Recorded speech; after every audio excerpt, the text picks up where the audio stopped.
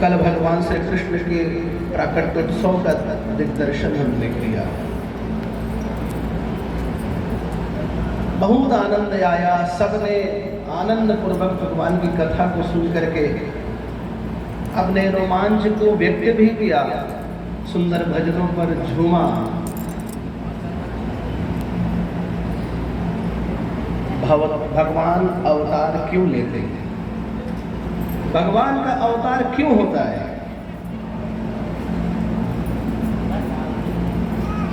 चिंतन करेंगे तो पता चलेगा बंधुओं, जितना अधिक पुकार होगा उतना अधिक परमात्मा की कृपा होगी और परमात्मा आएंगे। जिस आर्त भाव से हम भगवान को पुकारेंगे, भगवान विलंब नहीं करेंगे। हमारे पुकार में वह भाव हो कि हे परमात्मा, अब आपके बिना यह जग सूना है। भगवान प्रेम की पुकार सुनते हैं। भगवान को आना होता है हम सब की करुण पुकार सुन करके। दया धर्म जब जब घटे, बढ़े पाप अभिमान, और तब तब जग में जन्म ले जगपालक भगवान। दया धर्म जब जब घटे, बढ़े पाप अभिमान, तब तब जग में जन्म ले जगपालक भगवान।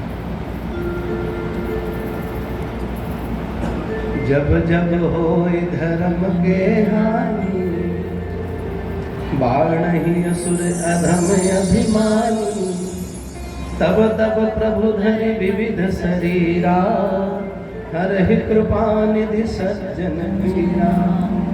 इसी को यदा यदा हि धर्मस्य ग्लानिर्भवति भारत, अभ्युत्थानम् अधर्मस्य तदात्मानं सृजाम्यहम्। जब जब धरा में धर्म का ह्रास होगा, निरंतर धर्म का अधः पतन होगा, जगत नियंता जगदीश्वर धर्म की पुनर्स्थापना के लिए अवतार लेंगे। और क्या करेंगे अवतार लेके?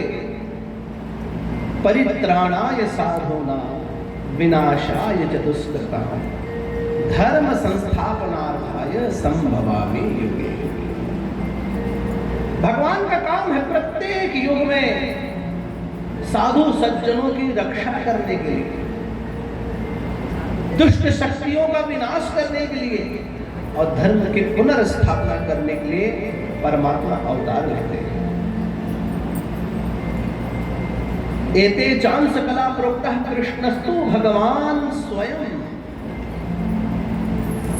जितने भी अवतारों को आपने देखा, महर्षि व्यास के रूप में, महर्षि व्यास तो भगवान के ज्ञानावतार हैं।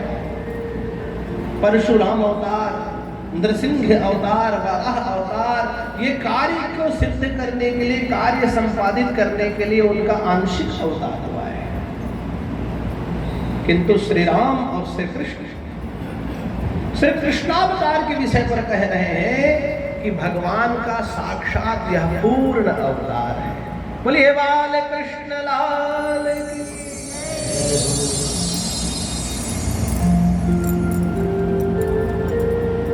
श्री कृष्ण कोई व्यक्ति नहीं है।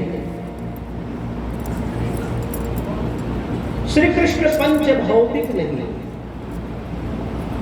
श्री कृष्ण तत्व को समझना है तो बुद्धि को उस स्थान पर ले जाना होगा, उस चरम सीमा पर रखना होगा, तब परमात्मा तत्व का स्वीकार हमारा मन मस्तिष्क शरीर करेगा।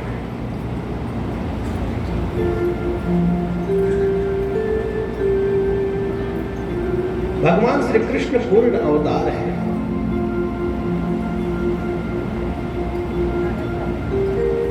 समयाभाव के कारण कल विस्तार से भगवान कृष्ण की महिमा का वर्णन नहीं कर पाए, किंतु आज तो कृष्ण लीला की ही कथा है। अपने एकेश्वर भैया भागवत कथावाचक है।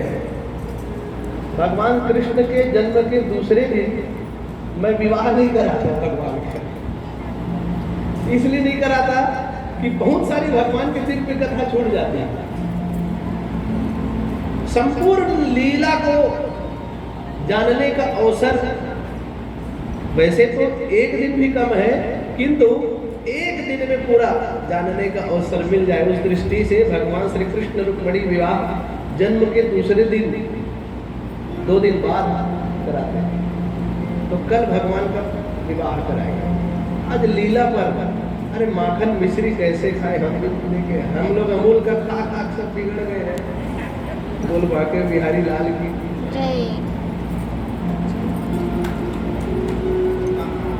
भगवान के जन्म की दार्शनिकता पर विचार करिए।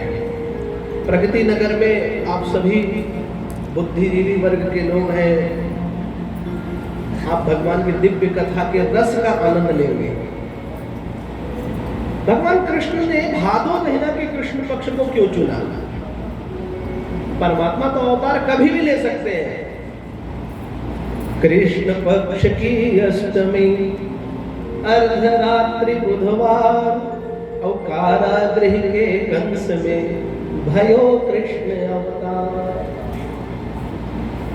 सिंह राशि से सूर्य है, उदित उच्च के चंद्र, देवन दीन्ही दुंदुभि तार मध्य स्वर चंद्र।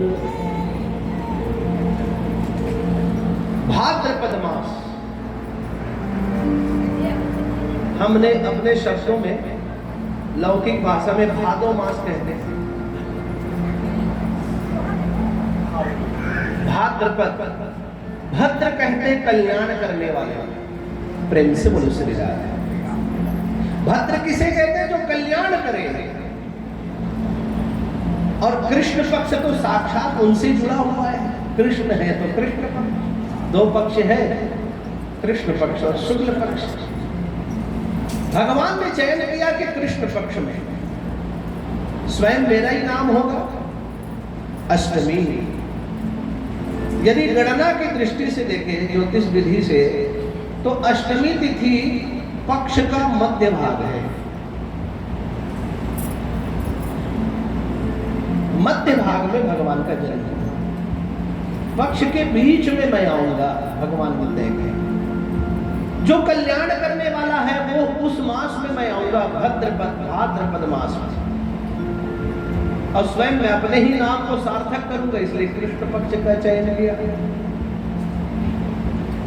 अच्छा, रात्रि में भी मध्य रात्रि भगवान ने विचार किया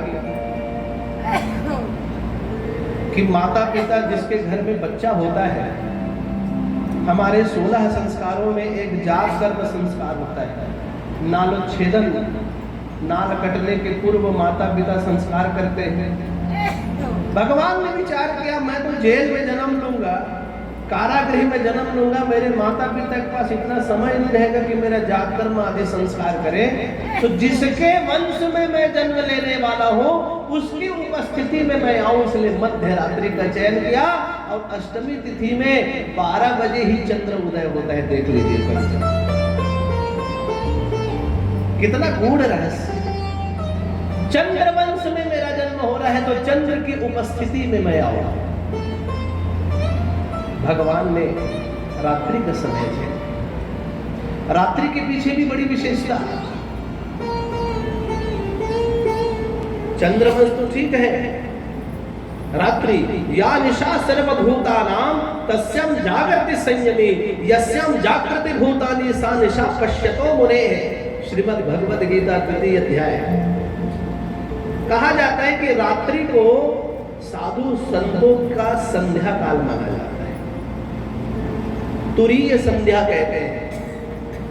मध्य रात्रि में सन्यासी लोग संध्या वंदन करते हैं, ईश्वर की आराधना करते हैं।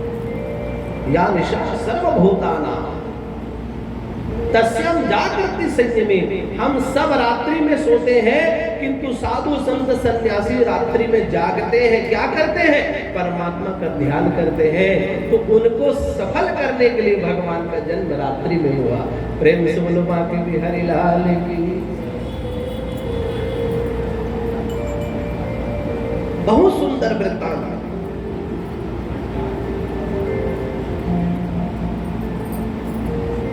भगवान ने जन्म लिया।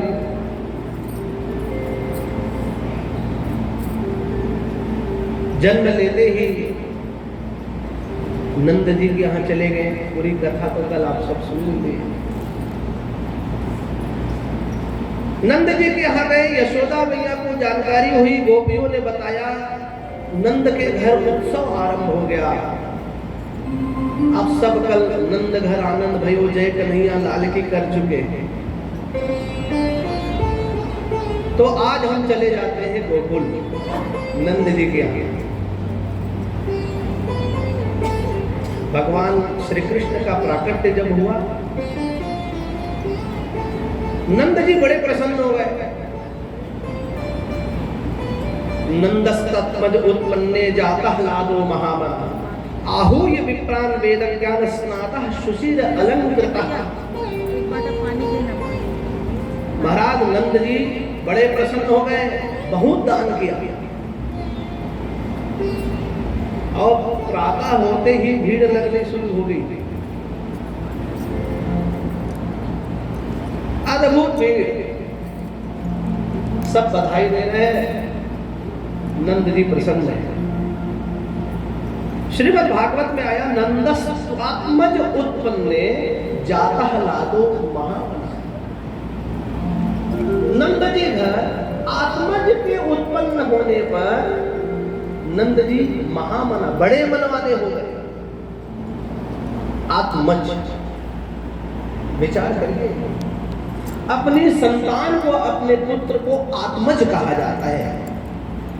आत्मा से जिसका जन्म हो उसे आत्मज कहते हैं। प्रेम से मनुष्य जाने। आप कभी ब्याह के कार्ड अपने पुत्रों का छपाए होंगे, उतना अधिक ध्यान दिए होंगे, नहीं दिए होंगे। चिरंजीव रमेश, उसके नीचे में लिखा रहता है आत्मज। श्री पूरन लाल, ऐसा शब्द लिखा रहता है। कार्ड छपा है, कार्ड बट गया, शादी ब्याह सब हो गया, लेकिन विचार नहीं किया कि उसका अर्थ क्या है।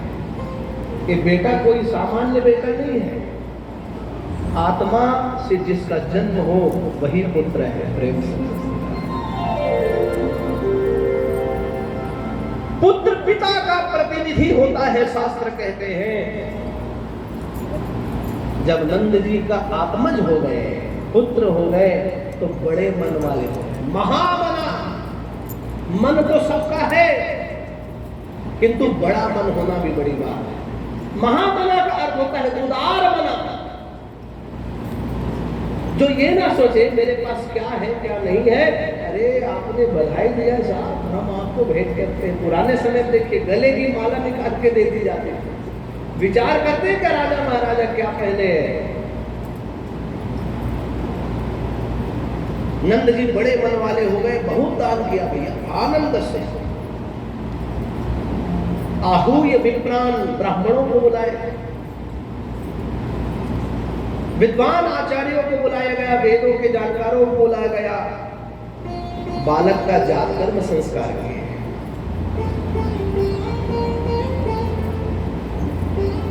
धेनु नाम नियुते प्रादात् विप्रेभः संलंकृते।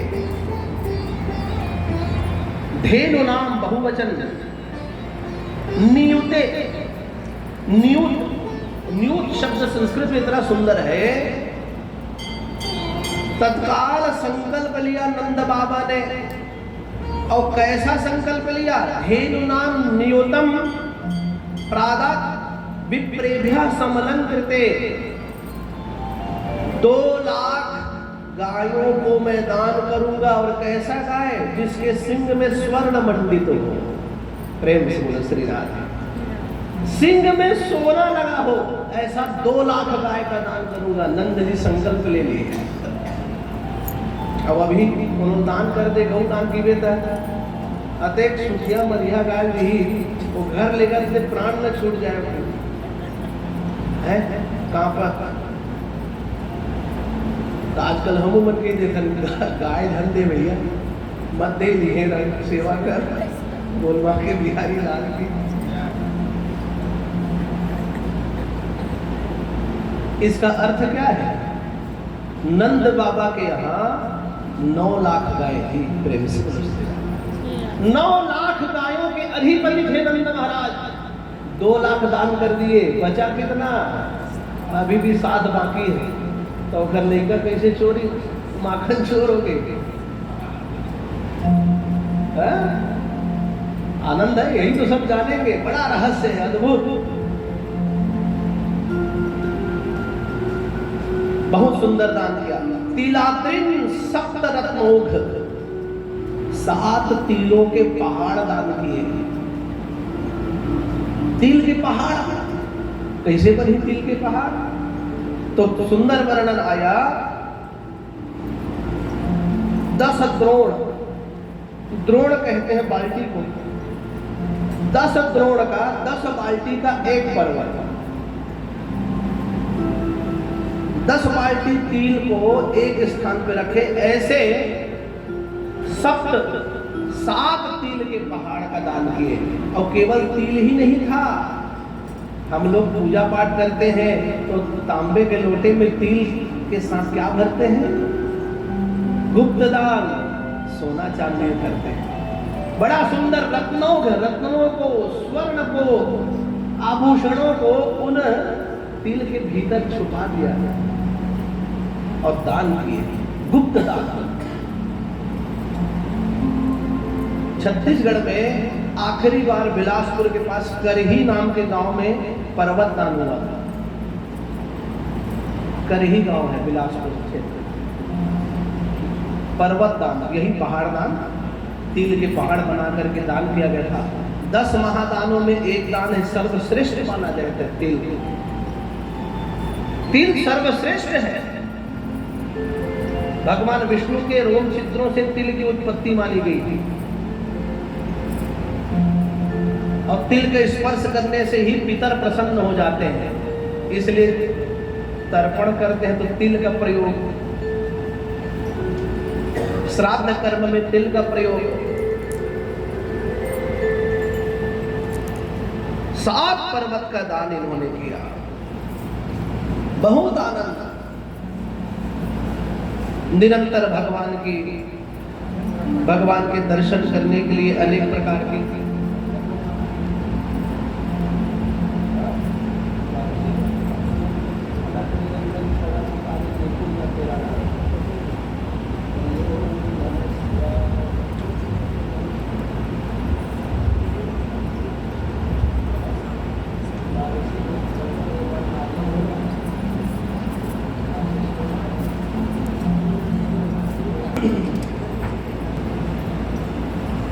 हरिलाल की।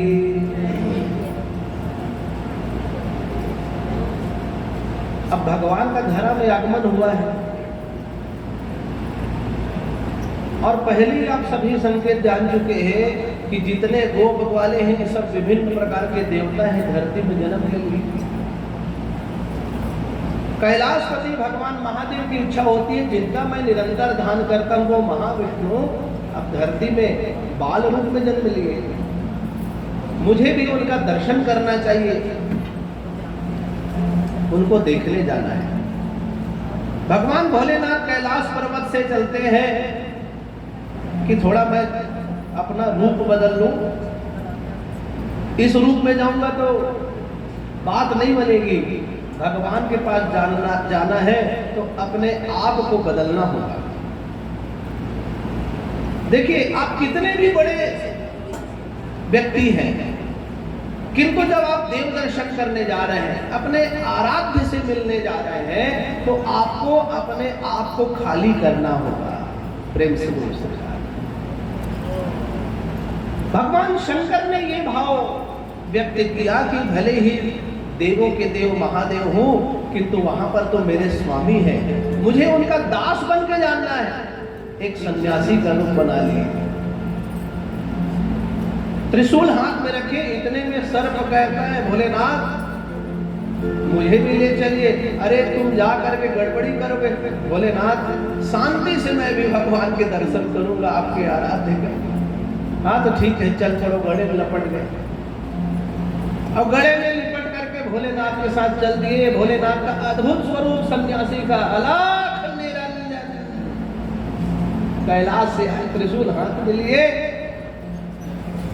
और गोकुल की गलियों में पहुंच गए और नंद जी के द्वार में जाकर के खड़े होकर के चिल्लाने लगे, अलख निरंजन, अलख निरंजन सब दुख भंजन, अलख निरंजन सब दुख भंजन, शंकर भोलेनाथ सब दुख दूर करो, शंकर भोलेनाथ सब दुख दूर करो। अलख निरंजन सब दुख भंजन, शंकर भोलेनाथ सब दुख दूर करो, शंकर भोलेनाथ सब दुख दूर करो।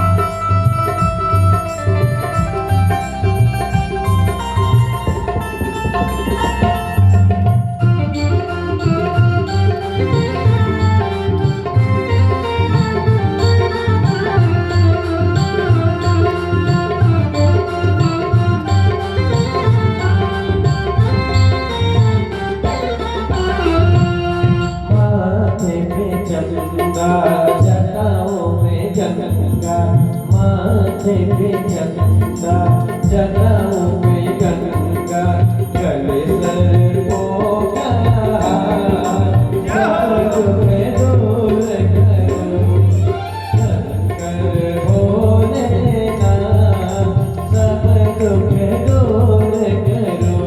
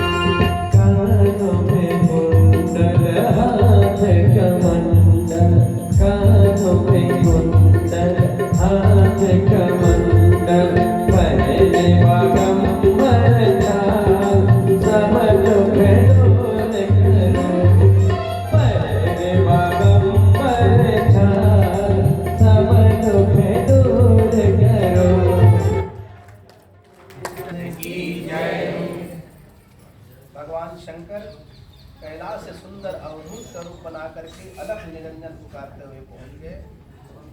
अब गोकुल में नंद जी के द्वार में त्रिशूल गाड़ के खड़े हो गए, अलख निरंजन। इतना कहते ही अन्य गोपियों ने देखा कि अरे वाह, लाला के जन्म में अच्छे अच्छे साधु महात्मा आ रहे हैं, अच्छे अच्छे साधु महात्मा आ रहे हैं, क्या बात है। तो जो भी आ रहे हैं नंद जी के यहाँ क्या कर रहे हैं, आनंद से दान कर रहे हैं। किसी के घर बालक का जन्म हुआ हो, आजकल तो अनेक लोग सब नाचने कूदने भी आ जाते हैं, उत्साह से दान करते हैं नहीं। तो गोपियां दौड़ करके सुंदर कुछ घर की भोज्य सामग्री, अन्न आदि दे करके चली गई, कुछ दक्षिणा भी था।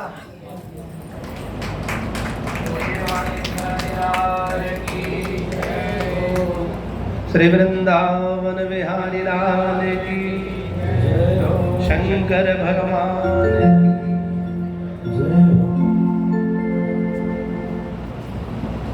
गोपियों ने आनंद से उनको भेंट करना चाहा, दान दक्षिणा महाराज लीजिए, प्रसन्न होइए।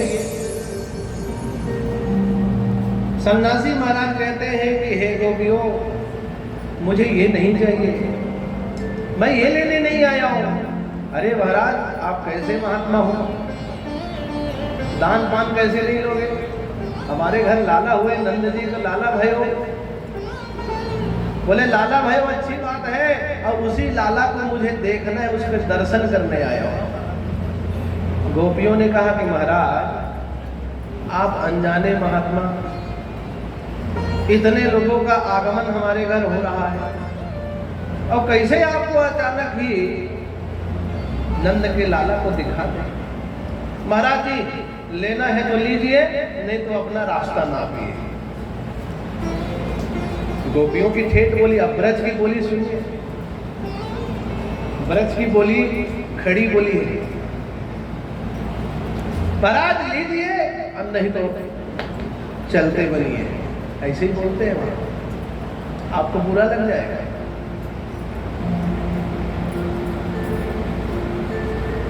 भोलेनाथ कहने लगे कि देवियों मुझे तो लाला के दर्शन करने हैं, दान नहीं चाहिए आपका। अरे महाराज कैसे महात्मा हो आप, ठीक है भाई जैसी आपकी इच्छा।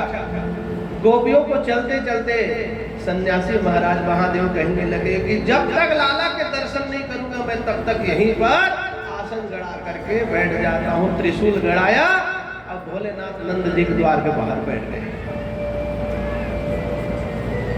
भगवान महादेव आशा से गए थे, आश लगा करके बैठ गए। आज भी गोकुल में आशेश्वर महादेव का मंदिर है। नंद जी के महल के ठीक सामने आशेश्वर महादेव। कभी जाओ गोकुल तो दर्शन अवश्य करो। भगवान महादेव मन ही मन कन्हैया को पुकार रहे हैं, हे मधुसूदन बड़ी दूर से चल करके आया, मेरे आराध्य क्या आपका दर्शन नहीं होगा? क्या आपका वह नील माधव स्वरूप को देखने का सौभाग्य मुझे प्राप्त नहीं होगा? कृपा कर दीजिए प्रभु। आंखों से आंसू आ गए महादेव के, आंख बंद है, परमात्मा श्री हरि श्री कृष्ण का ध्यान कर रहे हैं कि हे प्रभु कृपा कर दीजिए, आपके रूप सौंदर्य को देखना चाहता हूं। भगवान ने एक लीला की। क्या लीला? योगेश्वर के दर्शन करने के लिए, योगेश्वर के दर्शन करने के लिए योगेश्वर आया है। भगवान योगेश्वर श्री कृष्ण ने एक लीला की। क्या लीला? इतना जोरों से रुदन करने लगे। ओहो, जब बच्चे रोते हैं तो कई बार तो माता के पास ऐसा अस्त्र है, अपने बच्चे को चुप कराने का सामर्थ्य माता के है। अच्छा, बालक के पास सबसे बड़ी शक्ति क्या है जो सब लोगों को अपनी ओर खींच ले? बालानाम रोदनम बलम। प्रेम से बोलो से, बालानाम रोदनम बलम। एक बार लड़का को उनका बैठे थे न रोज गए, जब का कथा सुनो तो सब कर ले चुप तो करा काबल लड़का रो। बालानाम रोदनम बलम, सबसे बड़ा बल है उसके पास। कन्हैया जोर जोर से रोने लगे। यशोदा मैया गोद में उठाने लगी, दुग्ध पान कराने लगी। कन्हैया शांत नहीं हुए। गोपियों ने रे लाला लाला लाला करके हाथ में उठाया, खिलाया, कुछ नहीं। गोपियों के हाथ में गए तो और जोर से रुदन। ओहो, यशोदा जी के घर में जितनी थी माताएं बहनें सब परेशान व्याकुल। बोलो बाकी बिहारी लाल की जय। वर्षा भी हो गई, सब भगवान कृष्ण की कृपा है।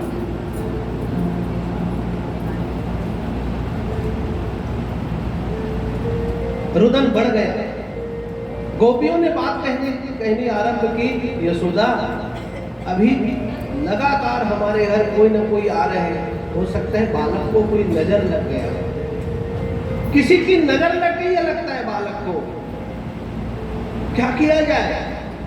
कोई अच्छा सिद्ध नजर उतारने वाला हो, उसके पास इसको ले जाना चाहिए। कौन दिखता है? अरे अभी तो समझ नहीं आ रहा है कौन है। किसी गोपी ने कहा अच्छा सुनो तो, हमारे घर के बाहर एक साधु आए थे, सन्यासी, त्रिशूल रखे थे, बड़ी बड़ी दाढ़ी थी, बड़े ही ऊंचे पूरे थे, देखने से तो बड़ा सिद्ध महात्मा लग रहे थे। पूछ के देखे क्या नजर उतारेंगे? दूसरी गोपी ने कहा जाओ पूछो। दौड़ते दौड़ते गई, भगवान महादेव दरवाजे में बैठे, आस लगा करके कि कन्हैया आएंगे दर्शन देंगे। आंखों में अश्रु है। ओ बाबा सुनो तो, साधु महात्मा हमारी बात सुनो। क्या बात है? अरे लगता है हमारे लाला को किसी की नजर लग गई। बाबा कुछ टोना जादू आप जानते हो क्या? नजर उतारना जानते हो? कुछ जादू वादू आता है? भगवान भोलेनाथ मन ही मन कहने लगे, संसार का सबसे बड़ा जादूगर तो मैं ही हूँ। डमरू उमरू सब हो गए। बोले हाँ बताओ ना क्या बात है? कन्हैया का बाल मुकुंद का नजर उतार देना। ठीक है बिल्कुल सामने लाना पड़ेगा। भगवान समझ गए तो कन्हैया की लीला है, हमारे सम्मुख लाना पड़ेगा। गोपिका कहती हे बाबा देखते ही एक बार में उतार देना, ज्यादा देर आपके सामने नहीं रखेंगे। बोले ठीक है एक बार दर्शन तो करा दे, लेके तो आ। इधर कन्हैया का रोदन चल रहा है, नंद जी का घर व्याकुल हो गए। क्या हो गया क्या हो गया लाला? यशोदा मैया नील माधव बाल मुकुंद को अपने गोद में लेकर के दौड़े दौड़े गई द्वार पर। और भगवान महादेव जो सन्यासी के रूप में आए थे, जैसे ही भगवान को इन्होंने देखा, देखते ही बाल मुकुंद का रुदन शांत हो गया। बोलो बाल मुकुंद भगवान की जय हो। इधर भगवान शंकर देख करके आनंद से प्रेमाश्रु उनके बैठ चले, प्रेम के आंसू। वाह जगत नियंता जगदीश्वर, संपूर्ण विश्व को धारण करने वाले हे जगन्नाथ, आज तुम इतने नन्हे से बन करके बैठे हो। आपका कितना सुंदर स्वरूप है। घुंघराले तुम्हारे केस, कमर में करधनिया लगाए हो बाल मुकुंद, और पीत धोती पहन के आप हो। भगवान देख करके मुस्कुराने लगे, रोना गाना सब बंद। भाव विभोर भाव से एक दूसरे के प्रति प्रेमाश्रु का भाव। कौन है कन्हैया? विश्व को मोहमयी महिमा के असंख्य स्वरूप दिखा गया कान्हा। विश्व को मोहमयी महिमा के असंख्य स्वरूप दिखा गया कान्हा। सारथी तो कभी प्रेमी बना तो कभी गुरु धर्म निभा गया कान्हा। रूप विराट धरा तो धरा हर लोक पे छा गया कान्हा। रूप विराट धरा तो धरा हर लोक पे छा गया कान्हा। रूप किया इतना लघु तो यशोदा के गोद में आ गया कान्हा। जगदीश्वर जगन्नाथ मधुसूदन को देख करके भगवान भोलेनाथ संतुष्ट हुए और चल पड़े। सुखदेव महाप्रभु महाराज परीक्षित को भगवान के दिव्य लीला का रस प्रदान कर रहे हैं। महाराज परीक्षित अघा नहीं रहे, तृप्त नहीं हो रहे।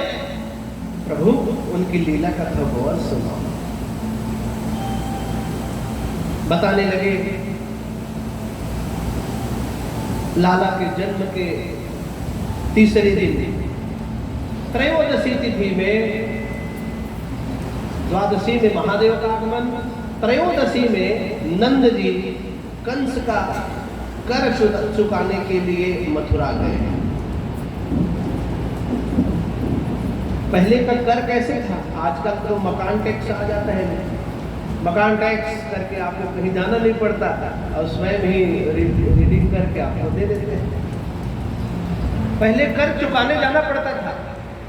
महाराज कंस है मथुरा में और नंद बाबा बहुत सारे दूध दही माखन सब लेकर के जा रहे हैं उनके यहाँ, और नंद जी के साथ पूरे बाल बाल गोकुल के कर चुकाना है, टैक्स बटाना है। तो पुराने समय में यात्रा बड़ी लंबी हुआ करती थी, रुकना भी पड़ता था। त्रयोदशी को नंद बाबा गए, घर अकेला है, यशोदा मैया और गोपियां है घर में, आनंद से उत्सव का वातावरण चल रहा है। कोई ना कोई अभ्यागत घर में आ रहे हैं। तभी एक घटना घटी। कंसेन प्रहिता घोरा पूतना बाल घातिनी। कंस के द्वारा एक बकी जिसका नाम पूतना था वो गोकुल